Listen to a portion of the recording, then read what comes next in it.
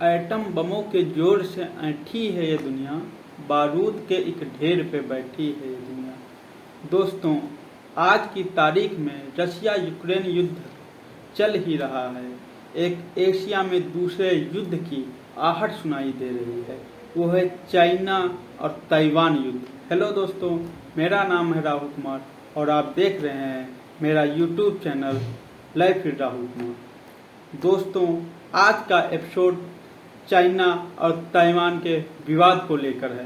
दोस्तों, सबसे पहले हम ताइवान की हिस्ट्री जान लेते हैं। ताइवान जो था वो 1949 में जब चाइना में माओ की पार्टी सत्ता में आती है तो कोमितांग पार्टी के चियांग कोई शेक जो लीडर थे उन्हें ढकेल कर चाइना से बाहर करके फार्मोसा द्वीप जो चाइना का एक अंग था उस पर भेज देती है। दोस्तों, उसके साथ जब वो वहां जाते हैं तो उसके साथ बहुत सारे लोग जाते हैं, बहुत सारे चाइना के लोग जो पिछले से जो दबे थे वो लोग भी वहां ताइवान पहुंच जाते हैं।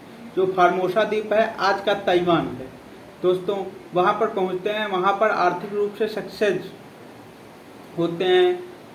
चाइना उस पे ताइवान पे या फार्मोसा द्वीप पे अपना कब्जा बताता रहा है, क्योंकि वहां समानांतर सरकार चल रही होती है। ताइवान की कोमितांग पार्टी जो थी वो एक सरकार का निर्माण कर लेती है, इसलिए वहां और कई देश उसे मान्यता भी दे देते हैं। इस कारण से वो एक स्वतंत्र राष्ट्र बन जाता है। लेकिन चाइना जो होता है वो सदैव अपना दावा ताइवान पर ठोंकता रहा है।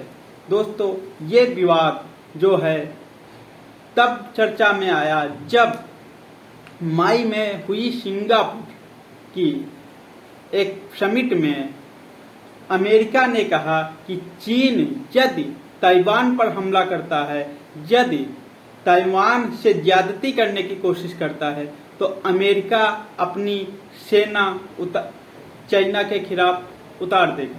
इसके जवाब में, क्योंकि चाइना क्यों चुप रहेगा, चाइना ताइवान को एक अभिन्न पार्ट मानता है, अभिन्न अंग मानता है, तो चाइना ने इसके जवाब में कहा कि यदि मेरी संप्रभुता व अखंडता के विरुद्ध कोई देश जाएगा तो हम युद्ध करने से पीछे नहीं हटेंगे। इसके साथ ही साथ ताइवान को जो अमेरिका है, चाहे वो ट्रंप सरकार है, भरपूर मात्रा में हथियार बेच रही थी। बाइडेन गवर्नमेंट जो है वो भी भरपूर मात्रा में हथियार बेच रही है। इस कारण से जो अमेरिका है वो ताइवान के सदैव सपोर्ट में आता रहा है और उसे एक राज्य के रूप में मान्यता दे रहा है। चाइना जो है वो रिपब्लिक चाइना गणराज्य का अभिन्न अंग मानता है ताइवान को, और जब वहां स्वतंत्र रूप से सरकार चलाती है इस समय डीपीपी पार्टी। दोस्तों, जब एक और समझौता इसके बीच में होता है 1992 में, आम सहमति होते हैं कोमितांग पार्टी और चाइना की कम्युनिस्ट पार्टी के बीच। उसमें होता है कि वह ताइवान की स्वतंत्रता को द्रवित नहीं करेंगे, लेकिन किसी अंतर्राष्ट्रीय स्टेट से या अंतर्राष्ट्रीय राज्य से जो है ताइवान संबंध नहीं बनाएगा। परंतु जो डीपीपी पार्टी है वह इसके विरोध में रहते हैं। वो ताइवान की मुख्य विपक्षी पार्टी थी, परंतु वर्तमान समय में डीपीपी पार्टी जो है सत्ता में है और वह एक स्वतंत्र राष्ट्र के रूप में ताइवान को एक्सेप्ट कर रही है और वो संप्रभु राष्ट्र बनाना चाहती है। वो चाइना से स्वतंत्र होकर कार्य कर रही है। इससे चाइना काफी नाराज है, क्योंकि चाइना का बहुत ज्यादा बिजनेस जो है वो ताइवान में बिखरा पड़ा हुआ है। यदि और आर्थिक रूप से काफी मजबूती की हालत में चाइना है आर्थिक रूप से, क्योंकि वहां सेमीकंडक्टर चिप वगैरह जो हैं उनका निर्माण का सबसे बड़ा मैन्युफैक्चरिंग हब जो है वो ताइवान है।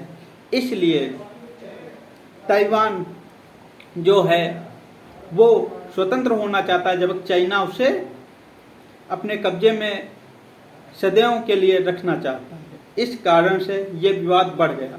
विवाद काफ़ी ज़्यादा जब बढ़ा, जब नैन्सी पेलोसी जो अमेरिका की राजदूत हैं ताइवान में, वो ताइवान विजिट करते हैं, उसी समय चाइना जो है वो अपने लड़ाकू विमान ताइवान के खिलाफ ताइवान के बॉर्डर पे उतारता है तथा युद्धाभ्यास करने लगता है। इस कारण से इस समय जो है उस युद्धाभ्यास के कारण ही आज की तारीख में युद्ध की आहट एशिया के अंदर दिखाई दे रही है, जो हो रही है चाइना और ताइवान के बीच। इसमें भारत का रुख क्या होगा ये तो आने वाला समय बताएगा, लेकिन भारत जो है वो ताइवान के सपोर्ट में ही जाएगा, ज़्यादातर है, संभावना है। अमेरिका भी ताइवान की सरकार को मान्यता देती है।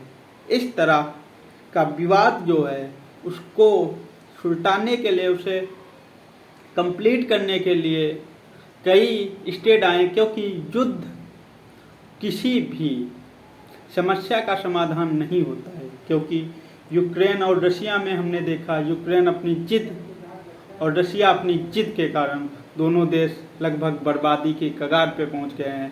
यूक्रेन एकदम बर्बाद हो चुका है। इस कारण से कोई भी स्टेट जिसे बातचीत करने के मौके हैं, बातचीत करने के एवरेज हैं, तो बातचीत करने से उसे समस्या को समाधान कर ले। धन्यवाद।